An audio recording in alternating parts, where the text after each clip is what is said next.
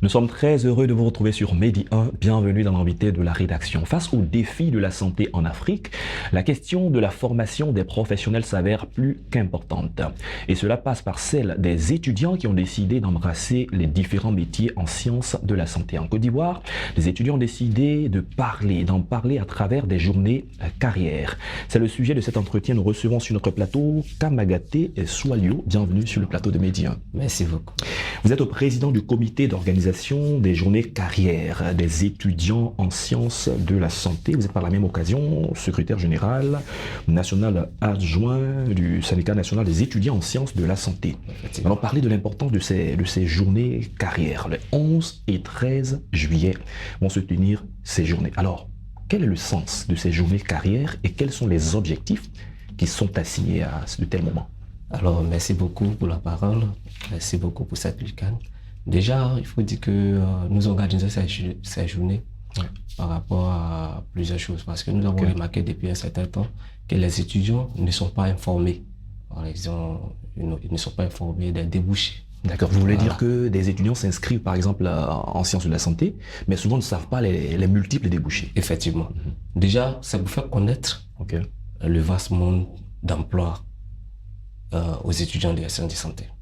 Voilà, faire connaître, les permettre de s'orienter après le cursus. Est-ce que vous pensez qu'il y a certains d'entre vous qui parfois ont pris le mauvais chemin, faute de bonnes informations? Effectivement, cette journée carrière, nous avons débuté, il faut dire que nous sommes à la deuxième édition. Nous avons débuté, on a fait la première édition en 2021. Mais avant ça, il n'y avait pas de journée carrière. Donc nous-mêmes, nous autres, nous sommes venus comme ça, en pensant que quand vous rentrez dans la filière de médecine, vous sortez médecin sans savoir les différents débouchés, sans savoir les possibilités qu'il y a pour les étudiants en sciences. Alors nous, ce que tout le monde sait, c'est que quand on entre en faculté de médecine ici en Côte d'Ivoire, il y a les médecins, il y a les dentistes qu'on appelle odonto, stomatologie, et puis il y a les pharmaciens. Est-ce qu'il y a autre chose?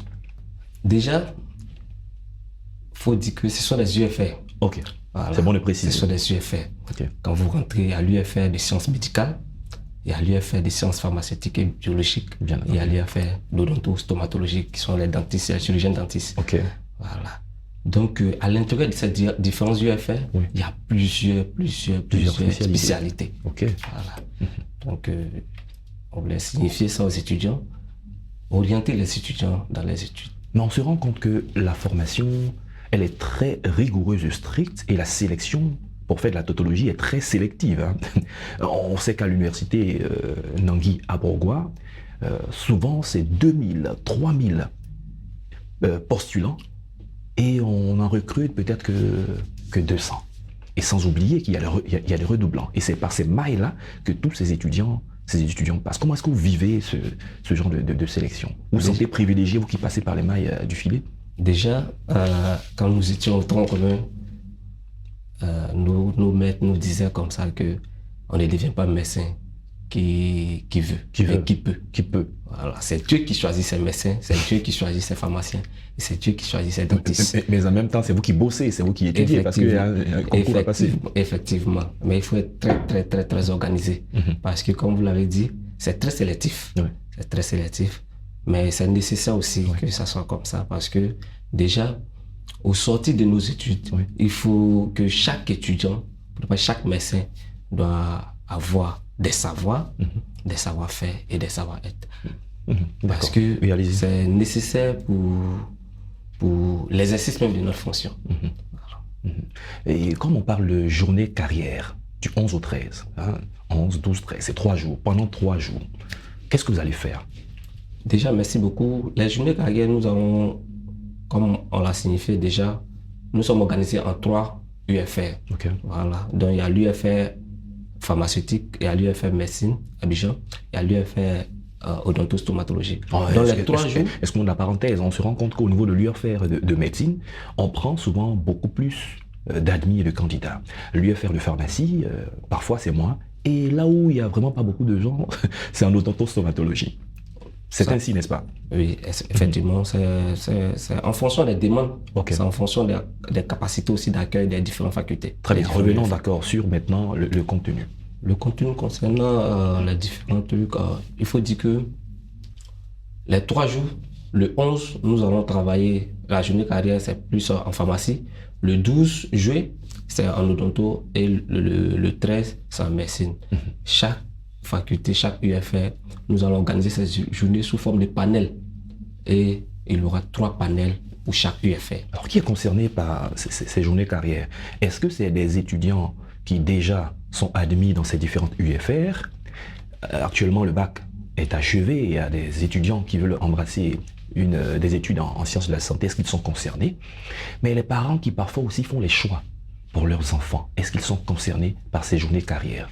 Déjà, pour les journées carrière qui sont organisées du 11 au 13, oui. Les nouveaux baccalauréats ne sont pas concernés. Okay. Mais après ces journées-là, nous allons organiser une journée porte ouverte. Okay. Voilà, où nous allons donner des informations aux nouveaux bacheliers, aux parents des bacheliers aussi également, concernant les filières de santé. Mais les parents, ou du moins, vous l'avez dit, c'est seulement les étudiants qui sont admis, qui sont concernés par ces différentes journées. Oui, les étudiants déjà qui sont sur les différentes facs. Voilà, sur les différentes facs. Au fait, il faut dire qu'il y a des étudiants en Master 1 de médecine, mais qui ne connaissent pas les débouchés, les possibilités d'emploi qui s'offrent à eux. Et qui va renseigner toutes les personnes qui viendront? Est-ce que c'est les professeurs? Ce sont des professeurs, ce sont des professionnels, ce sont des étudiants comme vous qui vont informer? Tout va dépendre, dépendre. Mais déjà, il faut dire que comme il y a plusieurs panels, voilà, en fonction du panel, et on va choisir. Est-ce qu'on peut avoir une idée de quelques sujets en termes de... Déjà en médecine, on aura, parce qu'il y a des étudiants en médecine qui songent faire des carrières universitaires, c'est-à-dire enseigner. Voilà. Donc, on va montrer un peu l'organisation, comment est-ce qu'ils sont organisés pour pouvoir embrasser une carrière universitaire. Il y a les médecins commissaires, médecins militaires, médecins des organismes. Quand on prend côté pharmacie aussi, il y a les pharmaciens des officines. Nous allons parler de tous ces trucs, les biologistes et autres. D'accord. Alors, quand vous finirez ces journées, quel est le déclic que vous voulez créer sur les étudiants en termes de résultats après ces journées carrière? Quelle est la suite que vous attendez? Ce qu'on attend des étudiants déjà, c'est leur présence au niveau de ces différentes journées-là, c'est leur présence. Et à la sortie de ces journées, ce qu'on attend des étudiants, c'est de faire le bon choix. Parce que déjà, nous avons remarqué que par la mauvaise information, certains de nos anciens se sont retrouvés dans des spécialités qu'ils regrettent aujourd'hui. C'est ce que nous voulons empêcher, c'est chez nous les nouveaux et chez nos cadets. Très bien. Nous sommes en train d'aller vers la fin de l'émission. On doit avoir votre avis sur ce qui se passe actuellement dans la sélection aussi des candidats. Avant, on faisait le tronc commun. Alors, le tronc commun, tous les candidats se retrouvent ensemble et ils passent un concours au bout duquel les admis sont soit en sciences de médecine, de pharmacie ou pour devenir des chirurgiens dentistes. Alors récemment, le ministère a pris une décision, certainement en collégial, en prenant les avis des uns et des autres, que désormais, ça ne se fasse plus de la sorte, mais que ce soit sur la base d'analyse de dossiers. Ça veut dire que tous les bacheliers, toutes les personnes qui sont inscrites, qui ont eu le bac, qui veulent devenir médecin, brasser des études en sciences de la santé, déposent simplement les dossiers, on va analyser et puis on va leur permettre d'y aller. Qu'est-ce que vous pensez? Déjà, à la suppression des troncs communs, nous avons donné notre position concernant cette suppression parce qu'on n'avait pas eu des informations qu'il fallait. Mais après, nos maîtres et les autorités ont décidé de supprimer le tronc et ils nous ont montré quand même les avantages qu'il y a sur le marché d'emploi. Il y a tellement de demandes que ces maîtres, ils ont décidé de trucs. Nous les suivons, mais nous leur demandons simplement d'accompagner les étudiants avec des infrastructures et autres, d'être rigoureux un peu sur les critères de sélection des étudiants. Très bien. Ils le seront puisqu'ils ont l'habitude de gérer ce genre de situation. Kamagaté Choualiou, nous sommes déjà à la fin de cette émission. On a eu le plaisir à échanger avec vous. Nous rappelons que vous êtes le président du comité d'organisation des journées carrières des étudiants en sciences de la santé. Merci d'être passé sur notre plateau. Merci également à vous. C'est la fin de cette émission. Merci à tous de l'avoir suivi. Bonne suite de nos programmes sur Medi 1.